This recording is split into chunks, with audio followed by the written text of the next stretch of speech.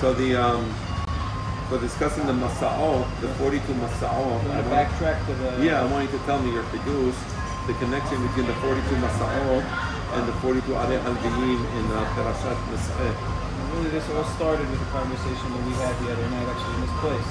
Yeah. Where you asked the question, what is...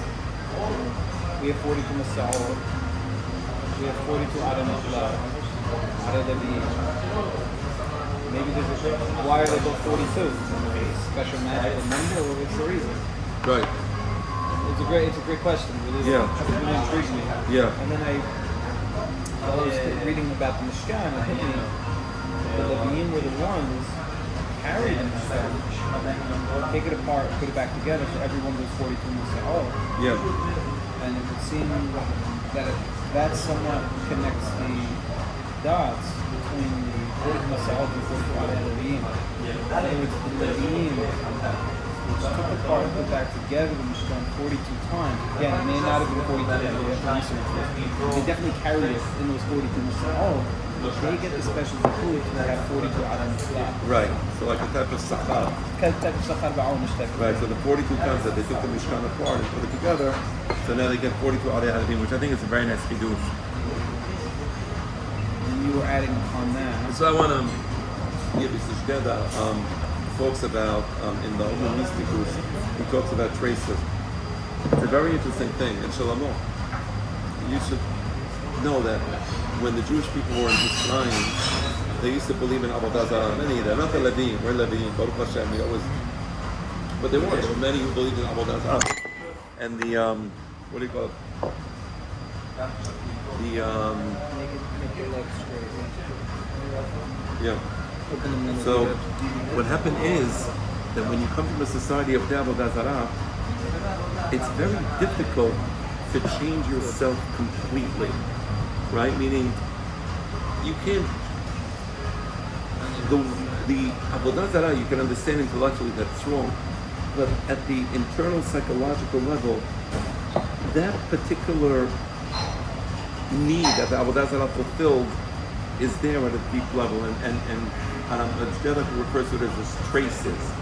So even after the Jewish people rejected Avodah Zarah as they did, but the traces were still there. That's why if you look at the end of the book of Yehoshua ben Nun is urging the people, and they were all Sadiqim at this point. They're all Sadiqim. This is after they conquered Eretz Yisrael, or whatever they conquered. There's Yehoshua ben Nun is an old man, and he's telling the people, are you going to choose God, or are you going to choose Avodah Zarah?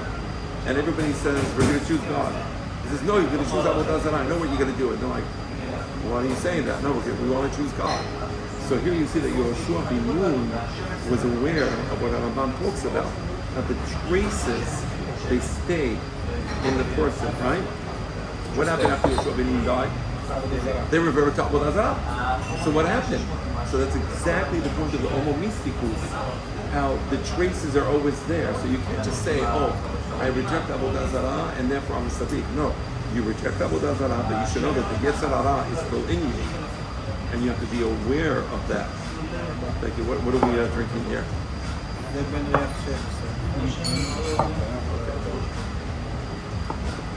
Interesting when you're saying the L'chaim. Oh yeah, L'chaim. When I'm saying Beracha, because I didn't have to. Of course.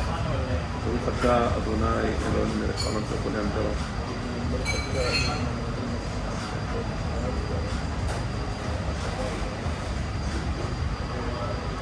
We should have drunk this before we started saying the Kiddushin. Would have been much better. Very good cinnamon. Has almost like a honey. Yeah. So what type is this? The Benry 16. What is that? It's a Scotch. Oh, it's Scotch. So why am I saying that? wait, so what I was going to say, No. just going to say, I kind of the idea, this Trace's idea, is this his own or It's from Harambam. He learns it from Harambam. but his name? He's calling it Traces. Is him. So it's interesting. It connects very nicely to an interesting idea in psychology, which is pretty well known these days. that in order to be able to overcome something, Yeah. the first step is accepting that something. Part of obviously not being able to overcome the innate desire for Avodah Zarah Yeah. is first you recognizing that they have that desire. Yes, for Avodah exactly. Zarah. Unfortunately, we see a lot of people, we see a lot of societies in Israel, outside of Israel, that suppress. No, they don't suppress. They ignore the existence of these desires. They later on bring in suppression of. They later on Exactly. suppress whatever it is, Right. the need, and then they end up having, what is the word? They Explosions of neurotic violence. neurotic. Yeah. But part of the problem in the Western Looking world, for a different word. right? Part of the problem in the Western world is they gave up religion. So they think now we're all rational, we're all intellectual. And what happens in those types of places is they're the sickest, most violent people. Right? Look at the Western world today. It became a sick, depraved place. Look what they do to children, right? And how they, oh yes, we want to cut off your thing. Of course, yes. Of course, you should cut off your thing. No question. So a child is not old enough to drink alcohol or smoke cigars, shalom, right? But if the child says, I want to cut off mutilate myself, oh, of course, yes. Parents have no say that. So you see the sickness of repression. So what the Torah does is very intelligent. Instead of saying, okay, you're all past Avodah Zarah, it says, you know what? You used to bring Avodah Zarah, you used to bring Korbanot to the different types of Avodah Zarah. Now bring Korbanot to Hashem. But differently than you used to bring Korbanot to the Avodah Zarah, a little differently. It's not exactly the same. So it's taking that psychological need and it's taking out the evil content, which is Avodah Zarah, and putting in an acceptable content, which is Avodat Hashem. You see the idea? So that's the idea of traces. The idea of traces is you never fully get rid of that Yetzer Hara. You can manage it, but you can't get rid of it. This isn't the more animal king, of course. Perek Bet, Perek Gimel, Perek Lamed Bet.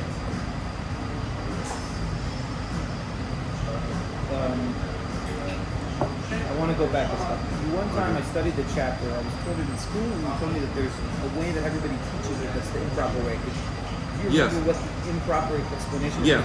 I feel like this explanation you're saying is, I've heard it so many times from you and Shteda that I don't even remember what the improper explanation is, and I'd like to remember what it is so I can contrast Yeah. to the traces. Everybody says that really Korbanot is an afterthought because of Egel HaZahav. God agreed to give them Korbanot, but it wasn't originally going to be like that. And really, we don't need Korbanot. It's not correct to say that. Careful. God was aware of human psychology.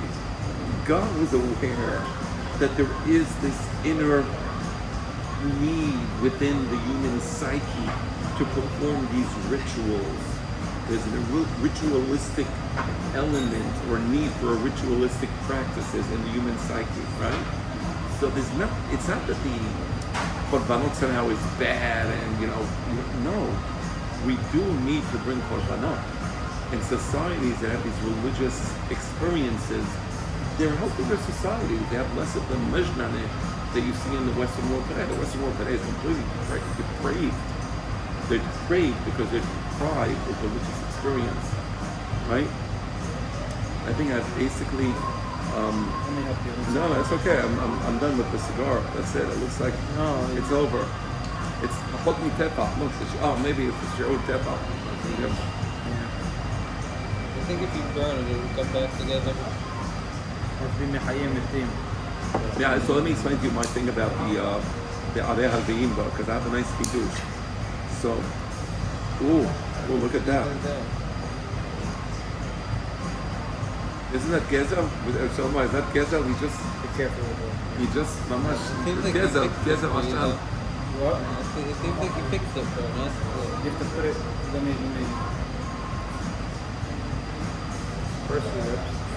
He's teaching me how to put cigars. Oh. Look at it accidentally too deep.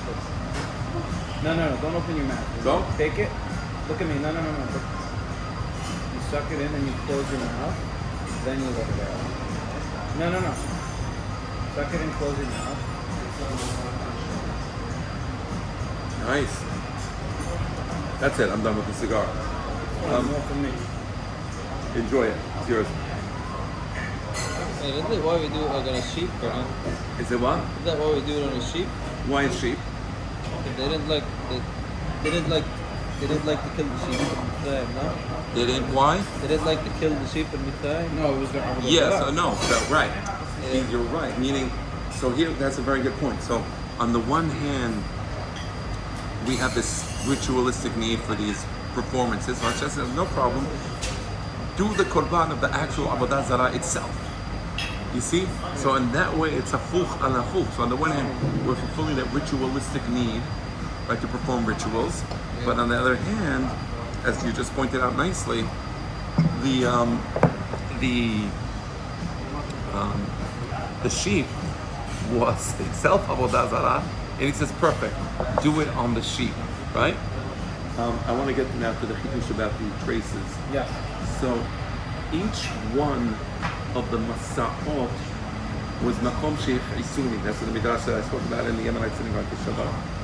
And meaning each one represented a different type of averah, a different aspect of the Yetzer Hara of the Jewish people, right?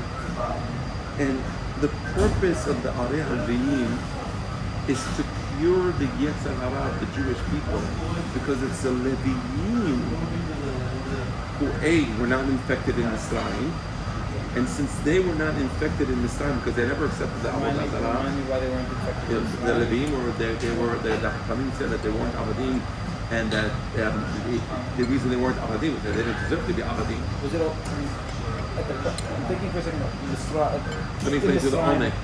Only an Obed Avodah Zarah can be an Eved. No, only meaning. It wasn't to that they had be- parsonage.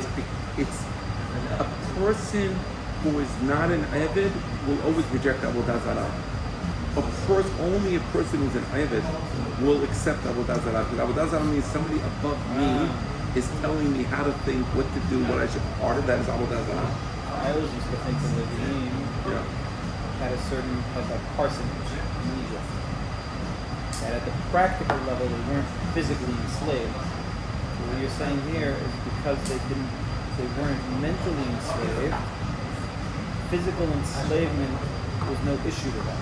Exactly. That's similar today. Somebody can be in a physical enslavement where he has to pay the bills and he has to live in a rat race. But if he's not mentally enslaved, then that physical enslavement that he may or may not be experiencing doesn't have the effect that it has on a regular member of society who allows himself to be mentally affected by the slavery of society. Yes, correct. Constructs of society. Correct.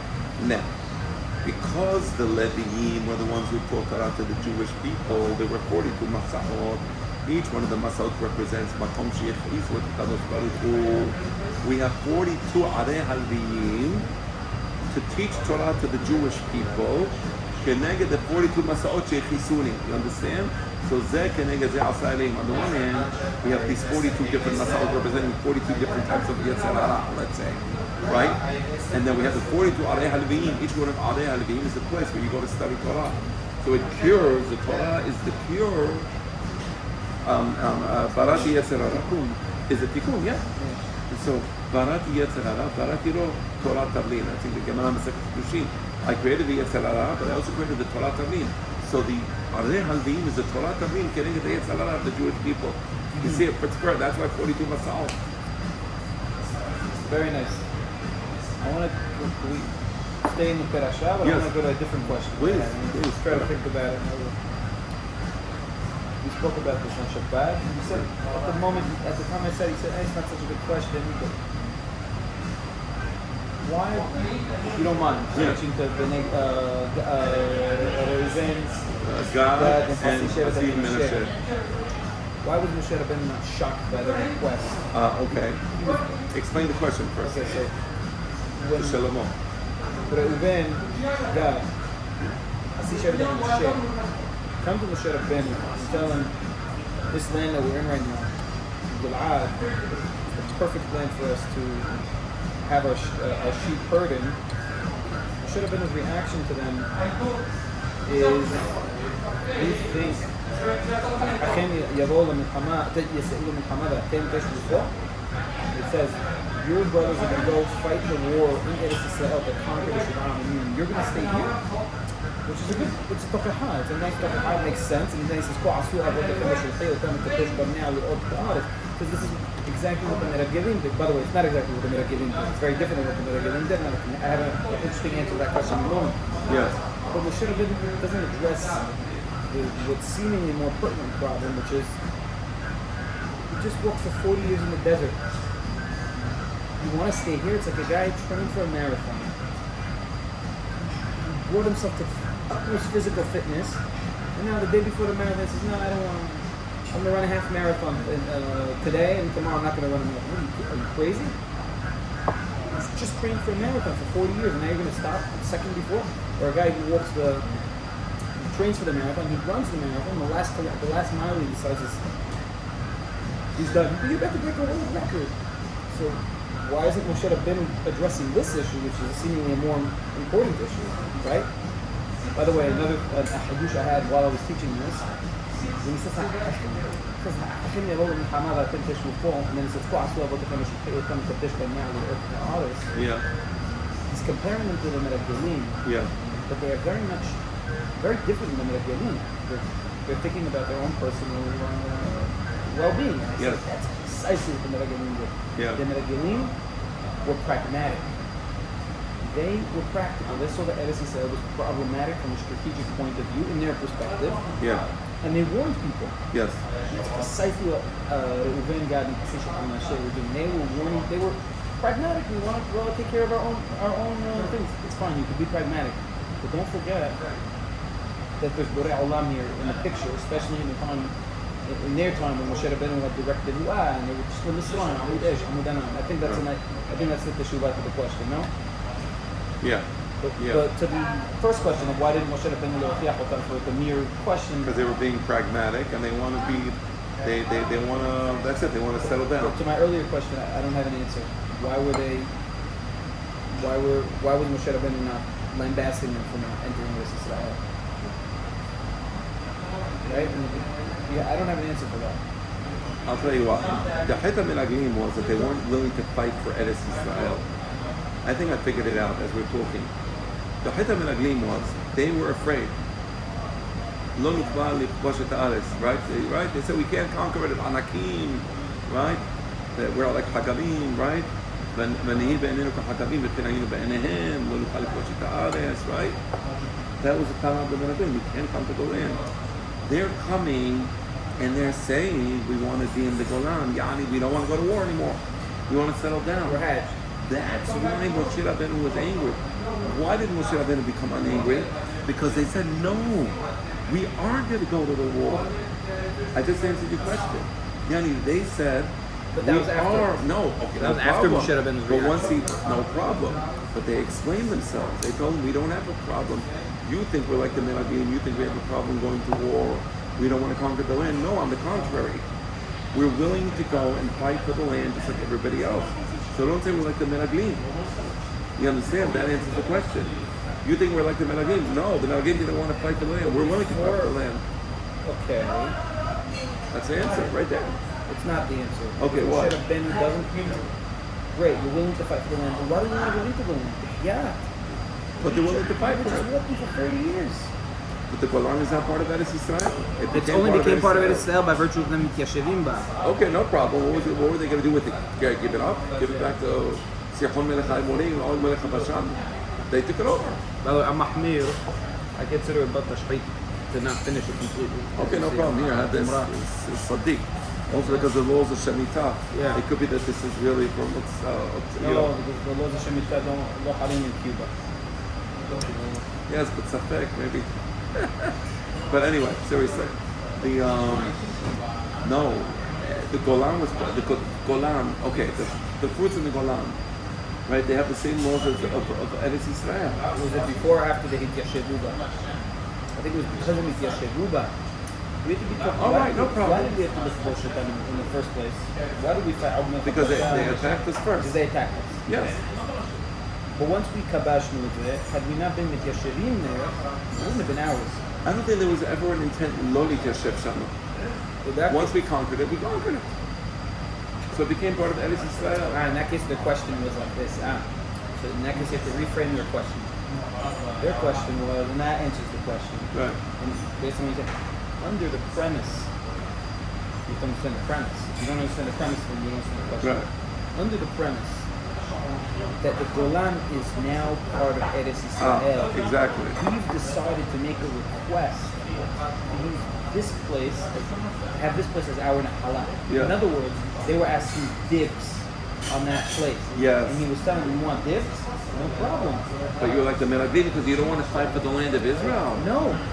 That's what they say. Right, you want dibs, no problem. You're still going to have to take part in the fight for Eretz Because Israel. otherwise, you're like the You're Melagdim. not We're going not to willing take to land fight. that was already fought for. Exactly. You're going to go fight. That's the that's the Now you see? That was That's a good. the point. Glad we discussed this. Yes. Okay, let's ask for the Suramo. Let's